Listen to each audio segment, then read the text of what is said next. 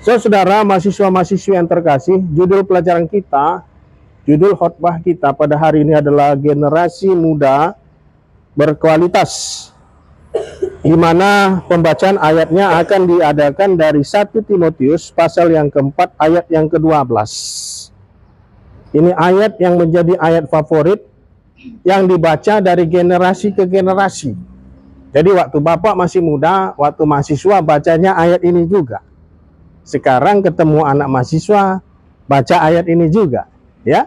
Saya sudah tidak muda lagi, ya. Tetapi kalian masih muda dan ayat ini masih dibacakan, ya. Kita baca 1 Timotius 4 ayat 12. 3, 2, 1. Jangan seorang pun menganggap engkau rendah karena engkau muda. Jadilah teladan bagi orang-orang percaya dalam perkataanmu, dalam tingkah lakumu, dalam kasihmu, dalam kesetiaanmu, dan dalam kesucianmu. Saudara mahasiswa-mahasiswi yang terkasih, ketika kita membaca ayat itu, kita berpikir bahwa ayat ini sepertinya bisa ditarik langsung ke dalam hidup kita. Karena Paulus berbicara tentang orang yang muda, tentang pria yang muda yang bernama Timotius. Tetapi kalau kita baca apa yang menjadi tanggung jawab Timotius ketika itu sama sekali berbeda dengan kita. Hari ini yang menjadi beban dan tanggung jawab kita kebanyakan itu adalah beban tanggung jawab studi. Tapi kalau dalam konteks itu, Timotius mempunyai beban dan tanggung jawab memimpin sebuah gereja, di mana di dalam gereja di Efesus ketika itu ada banyak persoalan. Banyak sekali persoalan. Jadi sebenarnya kalau kita hubungkan dengan kehidupan kita, mungkin konteks situasinya beda banget. Beda banget. Antara Timotius dengan kita. Dia udah ngurusin sebuah gereja, tetapi kita masih mengurusin kuliah kita. Tapi tidak mengapa, ayat itu bisa kita ambil prinsip-prinsipnya. Oke, sekarang kita mau berdiskusi sejenak. Menurut kalian generasi muda itu usia berapa kira-kira? Generasi muda itu kira-kira usia berapa? Supaya kita menyamakan persepsi ya.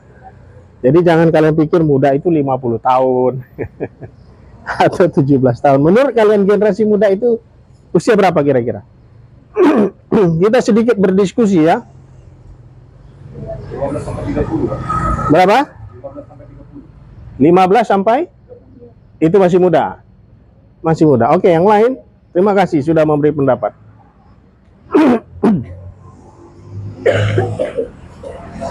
Sama, 15 sampai 30. Siapa lagi?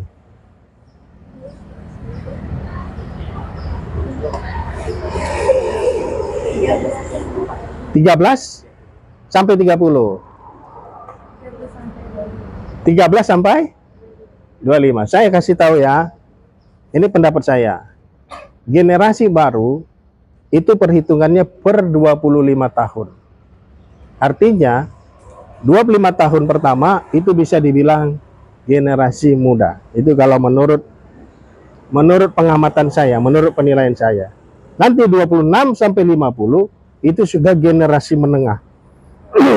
Saya menengah, belum 50 loh saya ya. Ya. Kemudian kalau 51 sampai 75 itu udah generasi tua. Kalau 76 ke atas itu sudah generasi sangat tua. Ya. Itu sudah generasi sangat tua. Jadi per 25 tahun biasanya itu muncul generasi baru. Jadi bisa dibilang kalau kalian masih usia 0 sampai 25, kalian itulah generasi muda. Oke?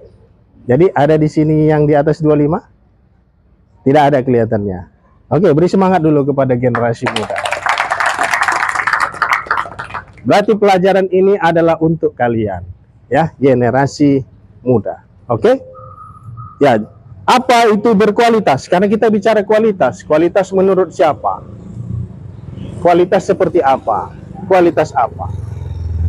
Kualitas di sini tentunya bermakna dalam konteks kekristenan dalam konteks spiritualitas bermakna relasi kita dengan Allah, kualitas relasi kita dengan Allah, kemudian relasi kita dengan sesama. Kemudian di samping itu adalah juga kualitas dalam hal karakter moral kita, karakter kita. Kemudian peran dan kontribusi kita di dalam kehidupan. Itulah yang akan kita ukur sebagai kualitas. Saudara mahasiswa-mahasiswi sekalian, kalau kita mengacu kepada Timotius sebagai murid daripada Paulus, dia sudah berperan, dia sudah berkontribusi di dalam memimpin gereja. Kita memang belum, dan kita tidak harus sama persis seperti itu. Tetapi yang pasti, kita mendapat suatu contoh yang berkualitas di dalam Alkitab, yaitu Timotius. Timotius tidak lagi mempunyai persoalan-persoalan pribadi yang begitu mengganggu, yang begitu membuat dia tidak stabil, sehingga dia tidak bisa memimpin gereja. Hanya satu persoalan Timotius, kalau kita baca kitab 1 Timotius itu, persoalannya adalah dia sakit perut. Kalau kalian baca, Paulus bilang, minumlah, tambahlah sedikit anggur, supaya membuat pencernaanmu lebih baik. Jadi mungkin Timotius ini agak suka sakit mah sedikit ya. Jadi Rasul Paulus bilang, kamu tambahin minum anggur. Ya, beberapa anak muda di sini mendengar ayat itu begitu semangat. Wah, anggur luar biasa. Ya. Tapi tujuannya di situ bukan untuk mabuk-mabukan. Tujuannya di situ adalah untuk menjaga kesehatan. Tidak ada persoalan Timotius yang begitu signifikan, yang begitu seriusnya. Satu-satunya persoalan dia di dalam kitab itu dikatakan, di dalam surat itu dikatakan hanya masalah pencernaan. Sehingga dengan stabilitas yang seperti itu, dia bisa mengurus jemaat. Kalau tidak beres secara pribadi, maka tidak mungkin dia bisa mengurus jemaat. Itu adalah contoh kualitas daripada Timotius. Kita lihat lebih detail, ya. Kita lihat lebih detail tentang 1 Timotius 4 ayat 12. Kalau kalian perhatikan, ada dua baris, ya, tulisan di situ. Ada dua baris. Perhatikan saja 1 Timotius 4 ayat 12 itu. Itu adalah cara memberi nasihat yang sangat efektif. Jadi kalau kalian membaca di dalam kitab Amsal itu sering memberikan ayat-ayat dalam dua baris. Pertama dalam bentuk negatif, kedua dalam bentuk positif. Itu namanya bikolon. Ya, bikolon. Tulisannya BICOLON. Ya, dua baris. Kita lihat baris pertama. Baris pertama dikatakan, janganlah seorang pun menganggap engkau berarti apa itu? Larangan dalam bentuk negatif. Itu baris pertama. Baris kedua, kamu akan perhatikan, jadilah teladan bagi orang-orang percaya. Tadi bentuknya negatif, yang kedua bentuk positif. Yang pertama tadi dalam bentuk larangan, yang kedua dalam bentuk instruksi. Ya, kamu nanti akan temukan banyak bentuk seperti itu di dalam kitab Amsal. Artinya sebenarnya hampir bersamaan, tetapi keduanya saling mengingatkan. Jangan begini, tetapi haruslah begitu. Jadi itu akan membuat kita mengingat nasihat itu gampang. Kalau cuma dibilang jangan begini, bayangkan anak kecil cuma dikasih nasihat, jangan begitu, jangan begitu, jangan begitu, jangan begitu. Ya, hanya jangan, dia nggak tahu yang benarnya kayak mana. Benar nggak? Atau hanya instruksi, harus begini, harus begitu, harus begini, tapi nggak kasih tahu yang nggak boleh, yang bagaimana. Itulah hebatnya Alkitab. Di dalam Alkitab ada larangannya, ada instruksi, ada kalimatnya dalam bentuk negatif, ada dalam bentuk positif. Itulah hebatnya Alkitab. Amin.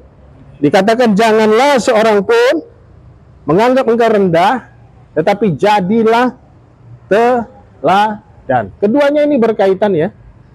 mahasiswa-mahasiswi terkasih, ini keduanya berkaitan. Kalau kamu tidak mau dianggap orang rendah, kamu harus menjadi teladan. Kalau tidak jadi teladan, kamu akan dianggap rendah oleh orang lain. Jadi ini berkaitan. Jadi tahu nggak caranya bagaimana supaya orang tidak menganggapmu rendah? Bagaimana caranya? Jadi teladan. Kalau kita nggak jadi teladan, bagaimana orang memandang kita? Rendah. Kenapa Paulus mengajarkan ini? Karena karena Timotius itu muda. Kalau dia mempunyai teladan yang baik, maka orang tidak bisa menganggap dia rendah. Termasuk orang-orang yang dewasa di dalam gereja. Saudara mahasiswa-mahasiswi sekalian, ini ayat bagus untuk kita juga. Agar apa? Agar kita bisa dihormati orang, bisa dicontoh orang karena kita mempunyai teladan yang baik. Tetapi itu tidak bisa terjadi begitu saja. Kita harus melatih diri kita sedikit demi sedikit. Kita harus belajar untuk mengambil tanggung jawab sedikit demi sedikit. Kita harus belajar untuk membuat hidup kita lebih stabil sedikit demi sedikit. Jangan berantakan. Berantakan itu seperti ini. Pakaian tidak ada yang bisa dipakai karena sudah kotor semua. Ya kan? Tugas-tugas berantakan, tidak dikirimkan kepada dosen. Ya. Tugas-tugas membaca tidak dibaca bukunya. Tugas-tugas tidak dikirimkan terlambat semuanya. Dikirimkan tapi salah semuanya. Uang dikirim dari kampung habis semuanya baru hari kelima. Padahal dikirim untuk 1 bulan. Itu namanya berantakan. Bagaimana caranya supaya kita menjadi teladan? Belajar untuk membuat segala sesuatu menjadi stabil. Stabil secara ekonomi, stabil secara kesehatan. Jangan dikit-dikit sakit kepala. Besok datang ke kampus, kenapa lagi kamu? Sakit perut. Besok-besok datang ke kampus lagi, sakit pinggang, Pak. Itu berantakan. Itu tidak stabil. Ya, saudara. Jadi mulai dari diri kita dulu, terkait dengan kebersihan bagaimana, terkait dengan kesehatan bagaimana, terkait dengan finansial bagaimana. Harus kita menjadi teladan. Terkait dengan sukacita bagaimana. Jangan ke kampus setiap hari memble. Ya kan? Sedih terus. Ditanya, apa kabarmu? Masalah. Besok lagi masalah lagi, yang lain lagi. Besok lagi masalah lagi yang lain. Tidak salah kalau kita ada masalah, nggak apa-apa. Untuk cerita juga nggak apa-apa, tapi jangan terus-terusan juga. Kemarin saya bicara dengan seorang mahasiswa. Saya bilang, apa kabar? Saya tanya, apa kabarnya? Dia bilang, saya banyak masalah, Pak. Masalahmu seperti apa? Berat, Pak. Saya rasanya mau tinggalin aja kuliah nih. Uang tidak ada, banyak bencana dan lain segala macam. Ya, dia sangat sedih sekali. Lalu saya bilang sama dia, saya katakan kepada dia, kamu bicara kepada Tuhan. Bicara kepada Tuhan dan mengeluh kepada Tuhan tidak masalah. Ya, jadi jangan kalau kita datang kepada Tuhan semuanya baik-baik aja, itu nggak normal ya. Maksudnya sesekali oke, tapi jangan setiap kali Tuhan, Engkau yang maha tinggi. Tapi kita nggak pernah cerita perasaan kita. Kita bisa cerita perasaan kita bisa bilang, Tuhan, banyak kali masalah saya ini, Tuhan, tolonglah saya. Jadi boleh kita mengeluh kepada Tuhan, tetapi ingat, masalah kita tidak ada hubungannya dengan Tuhan dalam arti seperti ini. Bahwa besar kecilnya Tuhan itu tergantung masalah kita. Bukan. Seberapa besar pun masalah kita, Tuhan tetap besar. Amin. Jangan berpikir kalau masalahmu lagi besar, berarti Tuhan kecil. Kalau masalahmu kecil, Tuhan besar. Bukan begitu. Seberapa besar pun masalahmu, Tuhan tetap besar. Karena itu, walaupun kamu mengeluh kepada Tuhan, kamu harus tetap percaya kepada Tuhan. Amin. Walaupun masalahmu besar, kamu tetap harus memuji Tuhan. Karena apa? Karena kebesaran Tuhan tidak tergantung masalahmu. Kamu jangan memuji Tuhan hanya ketika kamu tidak ada masalah. Jangan memuji Tuhan hanya karena masalahmu kecil. Tetapi ketika masalahmu besar, kamu tidak lagi memuji Tuhan. Itu salah. Yang benar, kamu bisa tetap mengeluh kepada Tuhan, tetapi seberapa besar pun masalahmu, Tuhan jauh lebih besar. Amin. Karena itu kita harus tetap memuji Tuhan. Seberapa besar pun masalah kita. Timotius menghadapi situasi yang tidak mudah. Dia mempunyai beban dan tanggung jawab yang sangat besar. Di dalam gerejanya ada banyak masalah relasi, seperti misalnya antara tuan dengan budak. Ada masalah karakter, ya, moral daripada jemaat. Ada masalah doktrin, pengajaran-pengajaran sesat. Ya, pengajaran dan pengajaran sesat itu ada di dalam gereja yang merongrong gereja pada saat itu. Ada juga wanita-wanita yang dominan di dalam gereja, ya. Sampai suaminya nggak ngomong, wanita-wanita itu yang ngomong kebanyakan, ya. Kemudian apalagi pasal 5, ada masalah janda-janda. Saya nggak bilang janda itu nggak baik, ya. Tapi dalam konteks ini ada janda-janda juga yang tidak baik di dalam jemaat. Kemudian ada dosa kemalasan, pasal 5 ayat 13 sampai 15. Ada keserakahan di dalam gereja juga, pasal 6, ya, ayat 9 sampai 10. Banyak masalah. Dan Timotius tidak punya masalah seperti mereka, kecuali masalah pencernaan. Timotius tidak akan bisa memimpin gereja di Efesus kalau dia sendiri tidak stabil, kalau dia sendiri belum bisa mengurus dirinya sendiri. Dia tidak akan bisa.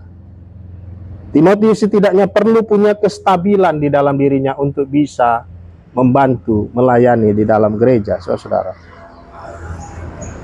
Kenapa kita mempelajari pelajaran seperti ini? Pertama-tama agar kita tidak menjadi troublemaker. Tahu troublemaker? Pembuat masalah. Tetapi kita harus menjadi troubleshooter. Ya. Orang komputer troubleshooter tahu artinya? Troubleshooter artinya yang memecahkan persoalan. Kalau troublemaker yang membuat persoalan. Kenapa kita mempelajari ini? Agar kita jangan menjadi troublemaker. Sama-sama kita sebut troublemaker. Tetapi kita harus menjadi troubleshooter yang memecahkan masalah. Latih diri kalian, ya. Mahasiswa-mahasiswa yang terkasih, latih diri kalian jangan menjadi troublemaker di dalam lingkungan, di dalam komunitas. Jangan menjadi troublemaker, tetapi jadilah troubleshooter. Jadilah stabil, jadilah orang yang bisa mengurus diri sendiri, jadilah cukup mandiri. Ya, kita nggak harus mandiri secara ekstrim dalam arti tidak membutuhkan orang lain. Yang sehat itu sebenarnya interdependent, bukan independen. Tapi interdependen artinya kita mengerti saat kapan kita mandiri, kita mengerti saat kapan kita bekerja sama, dan saling membantu dengan orang lain. Ya, saya lanjutkan. Yang menjadi pemimpin, ya, tujuannya apa? Agar kita menjadi pemimpin atau calon pemimpin dengan teladan dan inspirasi. Saudara, mahasiswa-mahasiswa sekalian, sebenarnya lebih sulit itu memimpin di dalam persekutuan dan gereja daripada di perusahaan. Tahu kenapa? Kalau di perusahaan, kita bisa marah-marahin orang, karena dia sudah kita bayar. Nanti kamu kalau punya anak buah di perusahaan, kamu lebih gampang marahin mereka. Kenapa? Karena kamu sudah bayar mereka gaji. Kita tinggal bilang, jangan makan gaji buta ya. Jangan terlambat ya. Nah sekarang coba, kebaktian UKMKK. Kalau terlambat, ada potong gaji? Kayak mana kamu mau potong gaji? Gajinya kamu nggak kasih dia. Coba bayangkan kalau semua di sini kita gaji, semua akan datang nggak? Hah? Semua akan datang kan? Jadi semua yang datang ke kebaktian ini kita bayar dia selama 1 bulan, 3 juta. Ya, setiap hari kita bikin kebaktian, kamu harus datang tepat waktu. Datang semua nggak? Datang. Kalau nggak datang, kita pecat. Dia datang kan? Datang. Tapi kalau kita bilang, ini semua adalah sukarela karena kecintaan pada Tuhan. Apa yang terjadi? Bisa kita bilang sama yang tidak datang, ku pecat kau ya. Apa katanya? Pecat dari apa? Pecat kayak mana maksudnya? Ya. Kenapa? Karena dia tidak dibayar. Itu susahnya. Di dalam pelayanan semua harus dengan kerelaan. Karena itu cara kita menggerakkan harus dengan teladan dan inspirasi. Gimana cara bawa banyak teman ke dalam kebaktian? Tahu nggak? Tahu caranya? Kamu harus dekat dengan mereka. Kamu harus semangat, sukacita. Kalau kamu bilang, mau nggak datang? Tapi kamu mukanya, raut wajahnya sedih. Terus kayaknya nggak yakin. Kayaknya gemetaran gitu. Dia akan bilang, kayaknya nggak asik lah kebaktiannya itu. Ya kan? Tapi kalau kamu bilang, luar biasa kebaktiannya. Wah, saya merasa diberkati. Kamu merasa sukacita. Kamu mau jadi teladan. Kamu jadi inspirasi. Apa pikirannya? Saya mau juga datang kebaktian. Saya mau jadi seperti dia. Amin. Nilai-nilaimu bagus, tugas-tugasmu bagus, teladanmu bagus, hubunganmu dengan dosen baik, kamu selalu sukacita. Apa yang mereka pikir? Saya mau kebaktian seperti dia. Tapi kalau nilai kita jelek, kita tidak semangat, kita tidak sukacita, dia akan berpikir, nanti saya nilainya jadi seperti dia. Itu gara-gara saya kebaktian. Ya, saya nggak bilang itu. Saya tidak bilang di sini seperti itu ya. Tapi artinya, saudara, di dalam komunitas Kristen kita nggak bisa bayar orang seperti di dalam perusahaan. Tapi bagaimana kita menggerakkan orang adalah dengan teladan dan inspirasi. Jadilah teladan dan inspirasi dimanapun kalian berada. Semangatin orang dengan teladan dan inspirasi. Gerakkan orang dengan teladan dan inspirasi. Kita nggak bisa kasih dia uang, tapi dia bisa kita kasih semangat dan sukacita dari Tuhan. Amin. Nah, kita lanjutkan lagi. Kita perlu belajar untuk memimpin dan mengambil tanggung jawab yang lebih besar dari waktu ke waktu ya. Kita memang tidak sama dengan Timotius, tapi setidaknya kita bisa belajar dari prinsip-prinsip ini ya. Kita perlu rajin berdoa dan membaca firman. Ya, pasal 2, pasal 4 ada bicarakan di situ. Paulus bilang, nanti sebelum saya balik, kamu rajin-rajin baca Alkitab ya Timotius. Jadi, kalau kalian disuruh baca Alkitab, itu bukan hanya disuruh sama kakak kelas ya, tetapi Paulus sendiri bilang pada Timotius agar dia rajin membaca Alkitab. Apalagi kita perlu mengetahui doktrin-doktrin Kristen yang esensial. Ini kekhawatiran saya. Ada ajaran baru masuk, Kristen progresif, kalian pun nggak ngerti doktrin kalian sendiri. Dan dia mengajarin dengan seenak-enaknya, dengan asal-asalan. Dia bilang, Alkitab itu berantakan isinya bertabrakan. 18% itu aja yang benar, 82%-nya salah. Terus kalian gimana? Jawabnya gimana? Kalian ngerti nggak doktrin kalian yang esensial sebagai Kristen itu apa? Timotius ngerti. Dia menjaga jemaat dari ajaran-ajaran sesat. Bagaimana dengan kalian? Apakah kalian bisa menjawab itu? Atau jangan-jangan kalian pikir, Enak juga ya kayak gitu. Nggak ke gereja, cuma di kafe-kafe aja duduk-duduk, bicara keraguan-raguan. Dan keraguan-raguan adalah satu yang dicerahkan. Karena Kristen progresif mengatakan kalau kamu ragu, kamu dicerahkan. Kalau kamu yakin, kamu belum dicerahkan. Jadi kalau kamu bilang Yesus satu-satunya jalan, dan kamu sangat yakin, oh itu belum dicerahkan. Tapi kalau kamu bilang saya ragu, oh itu sudah dicerahkan. Bagaimana kamu menjelaskannya, saudara? Bagaimana?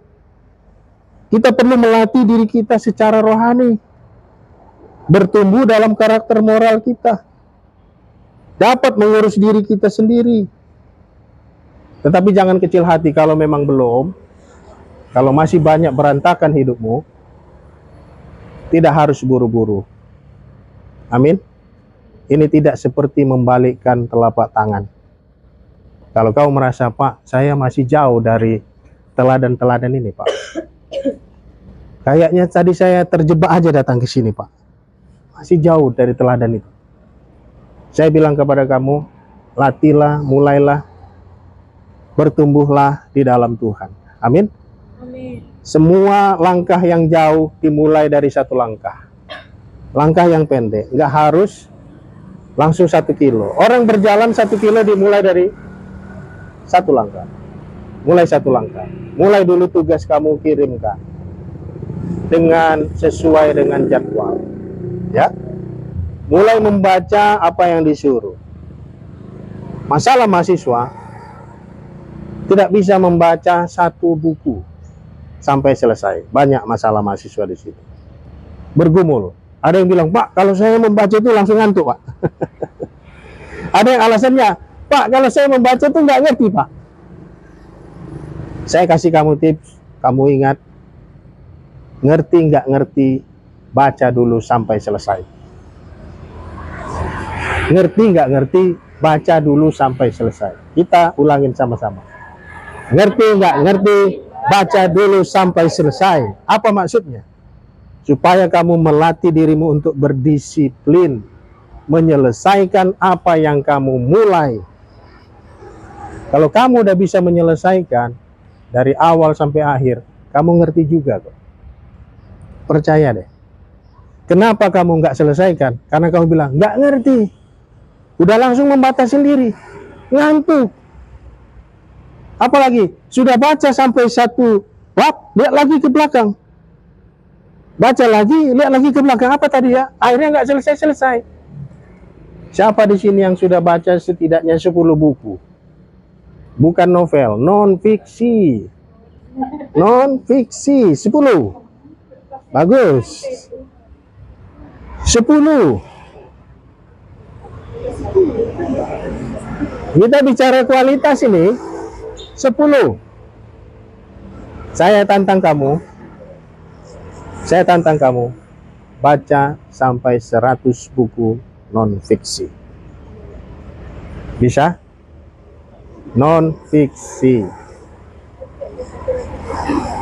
Saya baru selesai mengedit buku bahasa Inggris dan barusan diterbitkan. Tapi saya bukan lagi generasi muda. Saya sudah generasi menengah. Kamu generasi muda. Kamu harus baca mulai dulu 25 buku non-fiksi. Kemudian setelah itu lanjutkan lebih lagi 50 non-fiksi. Lanjut lagi sampai 100 non-fiksi. Lanjut lagi sampai 1000 non-fiksi. Saya kuliah, saya dapat beasiswa di Kanada. 1 minggu kami baca 2 buku bahasa Inggris. 200 halaman dalam 1 minggu. Non-fiksi.